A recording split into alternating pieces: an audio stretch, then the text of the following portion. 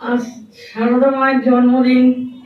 সবাই তার সম্বন্ধে অনেক কিছু শুনলো, অনেক কিছু জানলো। 170 বছর হয়ে গেল।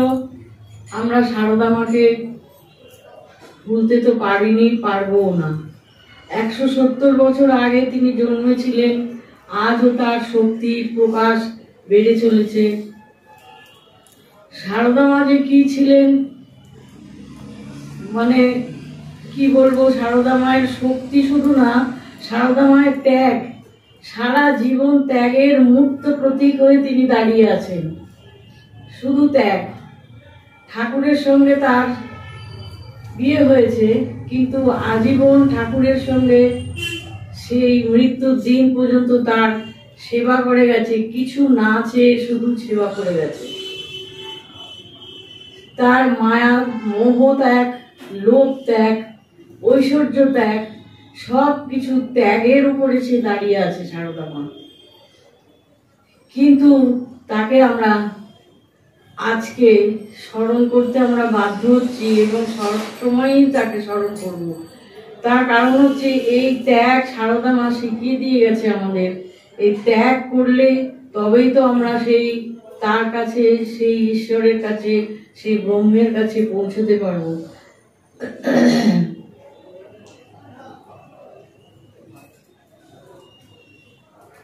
ত্যাগ ছাড়া ভোগ হবে না। ভোগ মানে কি, ঈশ্বরকে পাওয়াও যাবে না ত্যাগ ছাড়া। তাই সারদা মা দেখিয়ে দিয়ে গেছে প্রতিটি কাজ কিভাবে করে গেছেন তিনি। প্রতিটি কাজে খুব যত্ন করে, সুন্দর করে, মানুষকে ভালোবেসে, নিঃস্বার্থভাবে ভালোবেসে তিনি সবাইকে আদর যত্ন করে সুন্দর করে রেখেছিলেন তখন যতদিন ছিলেন। কিন্তু এখনো আমরা সেই সারদা মায়ের শক্তি অনুভব করি। তার কথা বলা যাবে না। সারদা মা যে কি ছিলেন তার কথা বলা মানে শেষ হবে না তার কথা। যেমন ভগবানের কথা বলে শেষ হবে না, ভগবান কি করে গেল, সেই সারদা মা, রামকৃষ্ণ, তাদের কথা বলেও শেষ করা যাবে না। শুধু দেখা, শোনা আর তাকে অনুভব করা। আমাদের গুরুদেব পবিত্রানন্দ মহারাজ আমাদের ভগবানকে আমাদের সারদা মায়ের মন্ত্রে দীক্ষিত করেছিলেন। গুরুদেব জানতেন যে সারদা মায়ের শক্তি আমাদের মধ্যে বিরাজ করবে, তাই আমরা তাকে নিয়ে যাতে থাকতে পারি, গুরুদেব আমাদের সেই মন্ত্রই জপ করতে দিয়েছে, সারদা মায়ের মন্ত্র।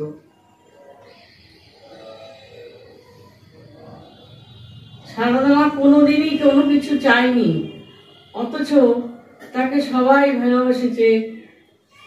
ঠাকুর দক্ষিণেশ্বরে কতদিন ধরে পূজারী ব্রাহ্মণ ছিলেন। ঠাকুর চলে যাওয়ার পর সারদা মা কোনোদিন দাবি করেননি যে আমার স্বামী এখানে পুজো করতো, আমাকে তার জন্যে পেনশন দাও, মাসোহারা দাও, কোনোদিন কিছু চাইনি। যখন খোঁজ পড়লো সে গ্রামে অভাবে আছে, স্বামীজি, ব্রহ্মানন্দ, শরৎ মহারাজ সবাই তার খোঁজ করে তখন তাকে সাহায্য করত। তখনকার দিনে মাত্র 7 টাকা না 12 টাকা, যাই হোক, ভগবানকে পাঠানোর সারদা মাকে পাঠিয়েছিল, তার পাঠাতো। তারপর অনেক দিন, 2 বছর তার কোনো খোঁজ নেয়নি। স্বামীজি বলেছিল যে এই মায়ের তোরা খোঁজ নে, মা কোথায় আছে দেখ। তখন সবাই টনক নড়ল যে মায়ের খোঁজ তো নিতেই হবে। সেই থেকে মায়ের খোঁজ।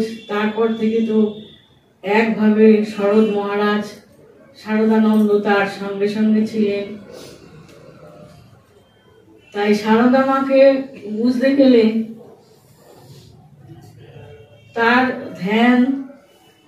ধ্যান মনন, তার জপ তপ করতে আমাদের শিখতে হবে। তার শক্তি, সারদা মায়ের শক্তি নিয়েই তো চলছি। আজকে আমি যে এই মানে সব কিছু দেখছি, করছি, সবই তার শক্তি। গুরুদেব বুঝেছিলেন, তাই আমাদের মধ্যে সারদা মায়ের বীজ বপন করেছিলেন।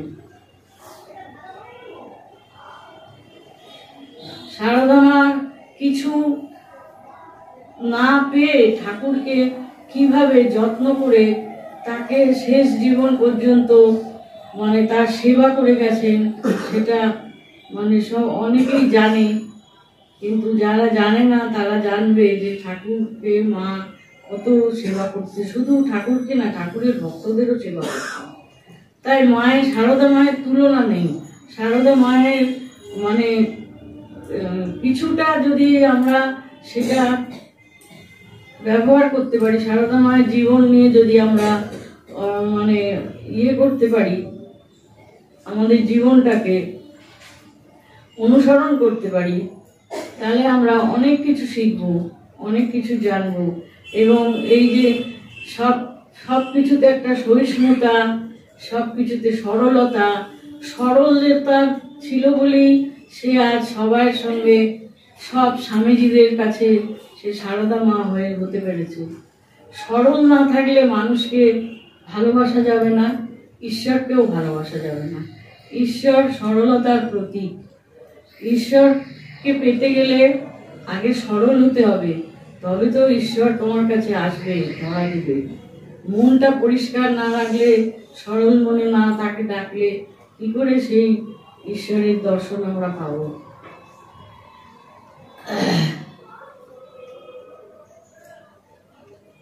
বেদপ্রাণার কাছে শুনলেন যে সারদা মা কিরকম ছিল। ঠাকুরকে টাকা দিতে এসেছিল, সে বলল ঠাকুর নেয় না আর আমি কি, মানে ঠাকুর যা করেছেন সেইগুলোই সারদা মা ঠিকভাবে তাকে ফলো করে, অনুসরণ করে ঠাকুরের ভাব প্রচার করেছে। আজও আমরা সেই ঠাকুরের আর সারদা মায়ের মন্ত্র নিয়ে আমরা চলেছি। আর ভগবান রামকৃষ্ণ, গুরুদেবকে তো ভগবান একটু পরে পেয়েছে, প্রথম থেকে ভগবান রামকৃষ্ণের ফটো নিয়েই বুকে নিয়ে চলত। রামকৃষ্ণকে প্রচন্ড ভালোবাসত, সব সময় রামকৃষ্ণ করত। শেষ দিনেও যখন হসপিটালে আমি বলছি আমি তো তোমার জন্য ঠাকুরকে, মাকে, সবাইকে কাছে প্রার্থনা করছি, তখনও বলছে আমার মধ্যেই তো ঠাকুর আছে। আমি বললাম হ্যাঁ, সে তো জানি। সেই জন্যেই ঠাকুর আর সারদা মা আমাদের সঙ্গে ওতপ্রোতভাবে জড়িত। মানে বিছানায় শুতে গিয়েও সেই রামকৃষ্ণের নামই মনে আসে। রামকৃষ্ণ, সারদা মা ছাড়া আমাদের জীবন এত সুন্দর হতো না। এবং তাদের শক্তিতেই, ঠাকুরের শক্তিতেই আজ আমরা এই ভগবানই বলো আর আমি বলো, এই যে সবাই আসে আমার কাছে, আসে প্রণাম করে, সেই সারদা মায়ের শক্তি, তাকেই সবাই প্রণাম করে। তাই তার কাছে আমরা প্রার্থনা জানাই সবাই যেন তার মতন হতে পারি, তার মতন, সারদা মায়ের মতন সব কিছু শিখতে পারি। মানে আমরা কোনো জিনিসকে অবহেলা যেন না করি, মানুষকেও যেন অবহেলা না করি, কোনো বস্তুকেও যেখানে যেটা রাখার সেটা সারদা মা সুন্দর করে রাখতো। সারদা মা বলতো যে ঝাঁটা দিয়ে আমরা উঠোন পরিষ্কার করি, সেই ঝাঁটাটা পরিষ্কার করার পর ছুঁড়ে ফেলে দিও না, একটা জায়গায় রাখো, সেটাকেও অবহেলা করো না। সেটা আবার আজকে হয়ে গেল বলে কালকে ওটা দরকার নেই বলে ফেলে দিলে হবে না, সেটাকে কালকের জন্য যত্ন করে রেখে দিতে হবে। তাই ভগবানও শিখিয়ে গেছে মানুষকে যত্ন করো, ভালোবাসো, তার মধ্যেই সেই ঈশ্বর আছে। ভগবান ব্রহ্মের স্থিত হয়ে থাকতো বলেই সবার মধ্যেই সেই ব্রহ্মকেই দেখতে পেত। তাই মানুষকে ভালোবেসে সারা জীবনটা, যবে থেকে এই গুরুদেবের সঙ্গ পেয়েছে তারপর থেকেই, ছোট থেকেই ছিল মানুষের প্রতি ভালোবাসা। কিন্তু তারপরে তার এই শক্তি, তার মহাভাবের যে শক্তি তার মধ্যে এসেছিল ভগবানের মধ্যে, সেই শক্তি আজ এতগুলো মানুষকে টেনে নিয়ে আসছে, এতগুলো মানুষকে ভালোবাসছে। সেই শক্তির টানেই সব ছুটে ছুটে আসছে। ভগবান নেই, তবুও আসলে মনে হয় ভগবান যেন এই মায়ের বাড়িতেই আছে, বসে আছে। তাই সারদা মাকেও আমরা সেইভাবেই অনুভব করি এবং আমাদের গুরুদেব সেইভাবেই শিখিয়ে দিয়ে গেছে। তাই আর বিশেষ কিছু বলছি না, তোমরা সবাই সেই শক্তির আরাধনা করো এবং সরল মনে তাকে ডাকো। তার ইচ্ছা ছাড়া কিছু হয় না। বেদপ্রাণা বললো ঠিক কথাই, তার ইচ্ছা ছাড়া একটা পাতাও নড়ে না। তার ইচ্ছা ছাড়া আমরা এই মায়ের বাড়িতে আসি, সেই তার ইচ্ছাতেই আসি। তার ইচ্ছা না থাকলে যে দেখবে সংসারেতে কত কিছু বাধা এসে যাচ্ছে, কত যেদিনই যাবো ভাববে সেদিনই দেখবে কিছু না কিছু একটা ঝামেলা এসে গেছে। সেই জন্যে সেই ঠাকুরের কাছে বা ভগবানের কাছে বা মায়ের কাছে আসতে গেলে সরল মনে ছুটে আসতে হয়। ছুটে আসলে তারপরেই সেই শক্তি নিয়ে আবার বাড়ি ফিরে যাবে। তাই তাকে নিয়ে থাকো।